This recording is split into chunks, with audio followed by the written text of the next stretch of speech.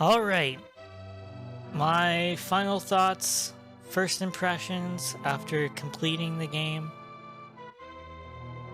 It was a lot more frustrating than I anticipated, but that was purely well, that was mostly on my part. There's lots of ways to heal, there's lots of ways, except for getting magic for whatever reason, and bombs and stuff. Like, the resources other than healing are really easy to come by. Rupees are extremely easy to come by. When you get the bow and bomb upgrade, it's actually really makes it easier. I like the items, except I think they're extremely underutilized. I think the hookshot had the most puzzles. You have a magical item that creates a block for you to pick up, push around, and I think it's used it's used twice in those in those contexts. It is widely used to create a platform, which is, I don't know if I was supposed to understand to wave the wand and then on the whatever. The point being is that's not really a puzzle, you know. Like, I was expecting to do puzzles, but this was like, it was bullet hell. It was just like labyrinthian dungeons where you just kind of got a little lost and figured things out. I feel like knowing what to do now would make this game a lot easier because I didn't know about the bird. I just I was poking around and I found things to do. So one of the things to do was get the flute and all that stuff. Oh. What? Quest? His game 0? What does that mean?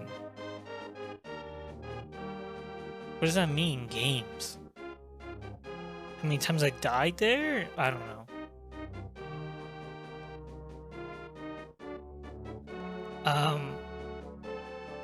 Yeah, so you got the bird, and then you're off to the next, the desert, whatever it's called, desert palace, and I don't know how to get there.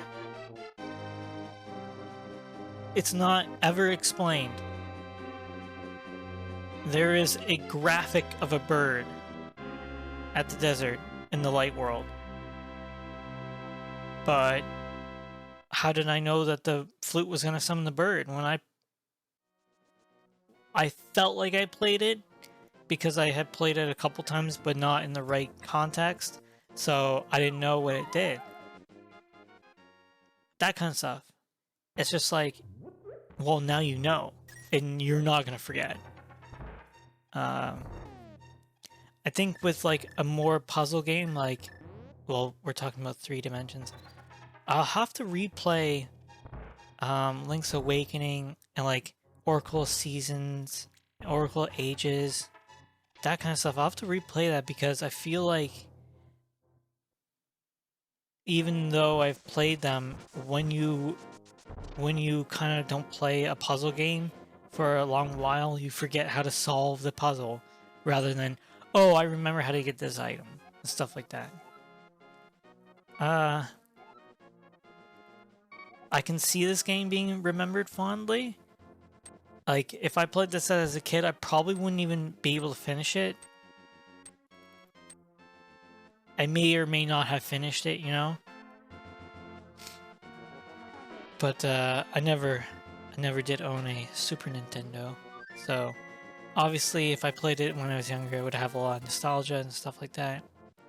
But overall, I'm glad I completed this because it was one of those games that I did see it when I was younger, and I was I'm still a Zelda fan. My first game was Ocarina of Time, and it's just like, I play that game so much. So when I was younger, it was like, oh, there's an older Zelda. I was like, what the heck does that mean? I thought Zelda was only on N64. Okay, I was a very dumb kid. uh, but that being said, you know, overall I had a lot of fun, and it's just one of those things where you're like, yes, I did play this. Yes, I beat it. I remember it. And you know, other people's. I'm sure there's other people who got frustrated at certain points. Yeah. I thank you for watching, and see you in the next one.